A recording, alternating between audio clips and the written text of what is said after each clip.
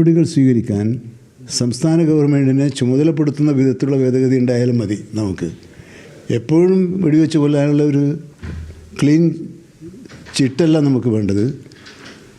ഗുരുതരാവസ്ഥ ഉണ്ടാകുമ്പോൾ പ്രശ്നങ്ങൾക്ക് പരിഹരിക്കാനുള്ള നയപരമായ തീരുമാനമെടുക്കാനുള്ള ഫ്ലെക്സിബിലിറ്റി സംസ്ഥാന ഗവൺമെൻറ്റിന് നൽകണം. ഇതിനാവശ്യമായ നിർദ്ദേശങ്ങൾ അടങ്ങുന്നതാണ് ഇപ്പോൾ ഞങ്ങൾ മുന്നോട്ട് വച്ചിട്ടുള്ള നിർദ്ദേശങ്ങളിൽ പെട്ടിട്ടുള്ളത്. അത് ആ ഡ്രാഫ്റ്റിൻ്റെ അടിസ്ഥാനത്തിൽ ഇപ്പം നിയമവകുപ്പിന് അത് കൈമാറേണ്ടതുണ്ട്. നിയമവകുപ്പ് അത് പരിശോധിച്ച് ക്യാബിനറ്റിൽ സമർപ്പിച്ചതിന് ശേഷം മാത്രമേ നിയമസഭയിൽ ആ ബില്ല് അവതരിപ്പിക്കാൻ സാധിക്കുകയുള്ളൂ.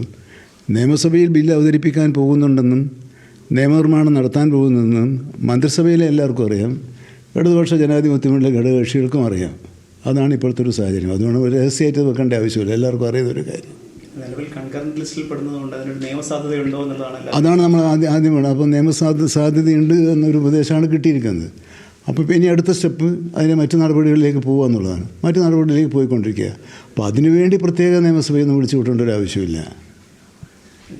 അതോടൊപ്പം തന്നെ നിലവിൽ LDF നിന്ന് തന്നെയാണ് വലിയ വിമർശനങ്ങളായി വരുന്നത്. കേരള കോൺഗ്രസ് എമ്മിൻ്റെ ഭാഗത്തു നിന്നും വനമന്ത്രിക്കെതിരെയും വകുപ്പിനെതിരെയും ഒക്കെ വലിയ രീതിയിലുള്ള ഒരു വിമർശനം വരുന്നുണ്ട്. അതിനെങ്ങനെയാണ് നോക്കി കാണുന്നത്? അതിനെനിക്ക് പറയാനുള്ളത്, നമ്മളെല്ലാം ഒരു ഘടകകക്ഷിയാണ്, ഒരു മുന്നണിയിൽ. ആ ഘടകകക്ഷി നേതാക്കന്മാരും പാർട്ടികളും പരസ്പരം പാലിക്കേണ്ട മര്യാദയും ബഹുമാനവും കൊടുക്കണമോ കൊടുക്കേണ്ടതെന്ന് തീരുമാനിക്കേണ്ടതാരാണ്? അതാത് പാർട്ടികളാണ്. അതവർ തീരുമാനിക്കുക. അങ്ങനെ ഞങ്ങൾ ചെയ്തില്ല, അങ്ങനെ മോശമുണ്ടോ എന്ന് അവർ തന്നെ ആലോചിക്കുക. ഞങ്ങളെ പാർട്ടി ചെയ്തതിൽ എന്തെങ്കിലും മോശമുണ്ടോ ഞങ്ങളാണ് ആദ്യം ആലോചിക്കേണ്ടത്. അതിൽ തെറ്റുണ്ടെങ്കിൽ ഇനി അത് ആവർത്തിക്കാതിരിക്കുക എന്നല്ലാതെ പറഞ്ഞു പോയതിനെക്കുറിച്ച് ഇനി എന്ത് പറയാനാണ്? തുടർച്ചയായി ഒരു വകുപ്പിനെ മാത്രം ലക്ഷ്യം വെച്ച് മുതിർന്ന നേതാക്കൾ ഉൾപ്പെടെയുള്ളവരാണ് ഈ വിമർശനം ഉന്നയിക്കുന്നത്. അല്ല, അതാണ് ഞാൻ പറഞ്ഞത്. അത് നേരത്തെ തന്നെ ഇപ്പം ഞാൻ ആദ്യം പറഞ്ഞില്ല, കുറേ പാർട്ടികളും കുറേ സംഘടനകളും എല്ലാം ഈ കാര്യത്തിൽ വനം വകുപ്പിനെയും കേരള സർക്കാരിനെയും വിമർശിച്ചുകൊണ്ട് നിലപാട് സ്വീകരിച്ചിട്ടുണ്ട്. ആ പട്ടികയിൽ പെടേണ്ടി വരുന്നതാണോ എൻ്റെ പാർട്ടി എന്ന് ഞാനാണ് ആലോചിക്കേണ്ടത്. ഘടകകക്ഷികൾക്ക് പോലും ഈ കാര്യങ്ങൾ മനസ്സിലാവുന്നില്ല. കേന്ദ്രത്തിൻ്റെ തീരുമാനങ്ങൾ അല്ല, അത് കേന്ദ്രത്തിൻ്റെ തീരുമാനമാണെന്ന് അറിയാത്തവരാണ് അവരെന്ന് എനിക്കറിയില്ല. അപ്പോൾ പിന്നെ അവരെ പറ്റി അങ്ങനെ ഒരു ആക്ഷേപം ഞാൻ കേന്ദ്ര നിയമങ്ങൾ സംബന്ധിച്ച് അജ്ഞത ഉള്ളവരാണ് ഇടതുപക്ഷ ജനാധിപത്യ മുന്നണിയിലെ ഏതെങ്കിലും ഒരു ഘടകകക്ഷിയെന്ന് ഞാൻ പറയണോ? അത് പറയുന്നത് ശരിയല്ലല്ലോ. അതുകൊണ്ട് ഞാൻ പറയുന്നില്ല.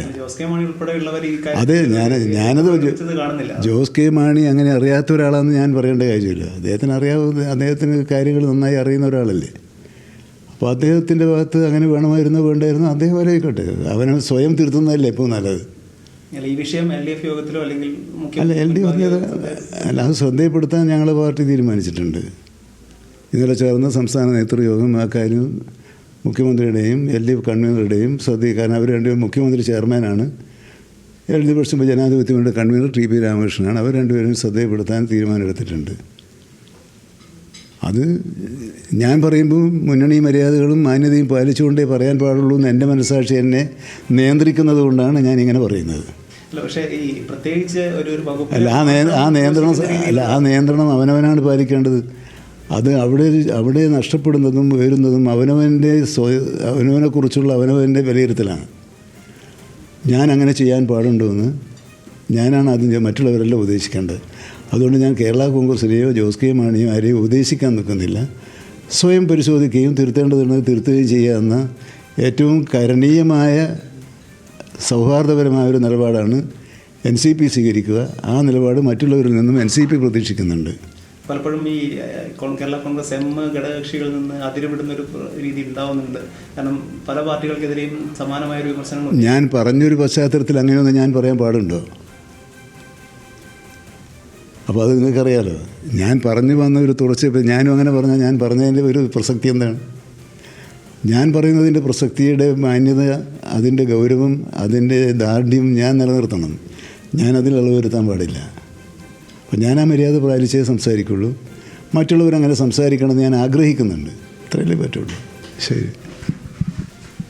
കേരള കോൺഗ്രസ് എമ്മിനെതിരെ വിമർശനവുമായി വനം മന്ത്രി A K Saseendran. Kerala Congress M മുന്നണി മര്യാദ പാലിക്കണമെന്ന വിമർശനം. പക്വതയോടെ വിമർശനങ്ങൾ ഉന്നയിക്കണം. മുന്നണി മര്യാദ പാലിക്കുന്നുണ്ടോ എന്ന് ജോസ് കെ മാണി പരിശോധിക്കണം. കേരള കോൺഗ്രസ് എമ്മും ജോസ് കെ മാണിയും ആ പരിധി ലംഘിച്ചെന്നും എ കെ ശശീന്ദ്രൻ ഇപ്പോൾ ന്യൂസ് മലയാളത്തോട് പറഞ്ഞു. സരീഷ് പി കെ വിവരങ്ങളുമായി. സരീഷ്, കേരളത്തിൽ അതിരൂക്ഷമായ വന്യജീവി സംഘർഷങ്ങൾ, തെരുവുനായ അതിക്രമങ്ങളൊക്കെ വർദ്ധിക്കുന്നു. ഇതിന്റെ പശ്ചാത്തലത്തിൽ പ്രത്യേക നിയമസഭ വിളിച്ചു ചേർക്കണം എന്നായിരുന്നു ജോസ് കെ മാണിയുടെ ആവശ്യം. ഇപ്പോൾ ഇതിനാണ് വനം മന്ത്രിയുടെ മറുപടി. എങ്ങനെയാണ് വിവരങ്ങൾ?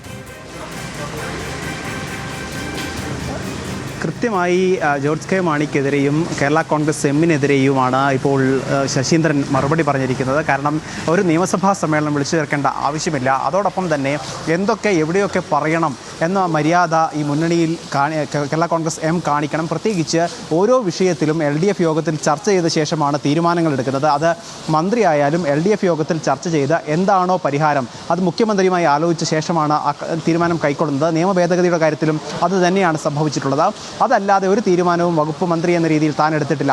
പക്ഷേ അത്തരത്തിലുള്ള തീരുമാനമല്ല ഇടതുപക്ഷത്തെ ഒരു മുന്നണിയുടെ നേതാവ് എന്ന രീതിയിൽ പലപ്പോഴും ജോസ് കെ മാണിയുടെ ഭാഗത്തുനിന്നും കേരള കോൺഗ്രസ് എമ്മിൻ്റെ ഭാഗത്തുനിന്നും ഉണ്ടാകുന്നത് എന്നുള്ള വിമർശനമാണ് ഇപ്പോൾ മന്ത്രി ഉന്നയിക്കുന്നത്. അതോടൊപ്പം തന്നെ കേരള കോൺഗ്രസ് എം മര്യാദ പാലിക്കണം. അതോടൊപ്പം പക്വതയോടെയുള്ള വിമർശനങ്ങളായിരിക്കണം ഉന്നയിക്കേണ്ടത്. അത് വിമർശനമായി തന്നെ മനസ്സിലാക്കണം. പ്രത്യേകിച്ച് ഇത്തരമൊരു വിഷയം പ്രത്യേകിച്ച് കേന്ദ്ര സർക്കാരാണ് ഇക്കാര്യത്തിൽ അന്തിമ തീരുമാനമെടുക്കേണ്ടത്. സംസ്ഥാന സർക്കാരിൻ്റെ ഭാഗത്തു നിന്ന് സാധിക്കുന്ന കാര്യങ്ങളെല്ലാം ചെയ്യുന്നുണ്ട്. പക്ഷേ അതൊന്നും ചെയ്യുന്നില്ല എന്ന രീതിയിൽ ഒരു മുന്നണിയിലെ പാർട്ടി തന്നെ വിമർശനം ഉന്നയിക്കുമ്പോൾ അത് പ്രത്യേകിച്ച് പ്രതിപക്ഷത്തിന് അടിക്കാനുള്ള വടിയായി മാറും എന്നുകൂടി അദ്ദേഹം പറയുകയാണ്. അതോടൊപ്പം തന്നെ ആദ്യം സ്വയം മര്യാദകൾ പാലിച്ചുകൊണ്ട് സ്വയം നന്നായിക്കൊണ്ട് വേണം മറ്റുള്ള ആളുകളെ വിമർശിക്കാൻ. താൻ ഇപ്പോൾ വിമർശനം ഉന്നയിക്കാത്തത്, കേരള കോൺഗ്രസ് എമ്മിനെതിരായ പരാതികൾ പറയാത്തത്, അത് താൻ ആ ഘടകകക്ഷിയിലെ മര്യാദകൾ പാലിക്കുന്നത് കൊണ്ടാണ് എന്ന് അവർ കൂടി ഉന്നയിക്കണം.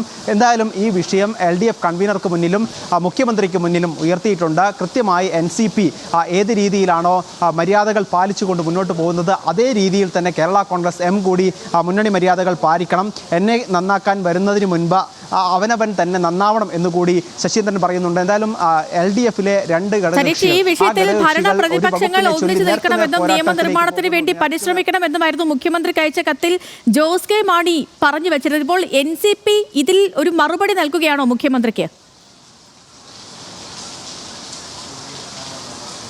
മുഖ്യമന്ത്രിക്ക് മറുപടി നൽകുന്നതിനപ്പുറത്തേക്ക് ഇത്തരത്തിലുള്ള വിമർശനങ്ങൾ അല്ലെങ്കിൽ പരസ്യമായി ഒരു മന്ത്രിയെയും ഒരു വകുപ്പിനെയും ഒരു പാർട്ടിയെയും അത് പൊതുസമൂഹത്തിന് മുന്നിൽ മോശവൽക്കരിക്കുന്ന രീതിയിലാവരുത് കാര്യങ്ങൾ എന്നുള്ളതാണ് NCP മുന്നോട്ട് വയ്ക്കുന്ന, പ്രത്യേകിച്ച് AK ശശീന്ദ്രൻ മുന്നോട്ട് വയ്ക്കുന്ന കാര്യം. കാരണം മാധ്യമങ്ങൾക്ക് മുന്നിലെത്തി മന്ത്രിയുടെ ഭാഗത്ത് അല്ലെങ്കിൽ വകുപ്പിൻ്റെ ഭാഗത്ത് വീഴ്ചകൾ ഉണ്ടാവുന്നുണ്ട്, കൃത്യമായ എല്ലാ ഇടപെടലുകൾ നടത്തുന്നത് എന്ന രീതിയിൽ സൂചനകൾ നൽകുന്ന പരാമർശങ്ങൾ ഘടകകക്ഷിയിൽ നിന്ന് തന്നെ ഉണ്ടാകുമ്പോൾ അത് സ്വാഭാവികമായും ജനങ്ങൾക്കിടയിൽ ആശങ്കയുണ്ടാകും.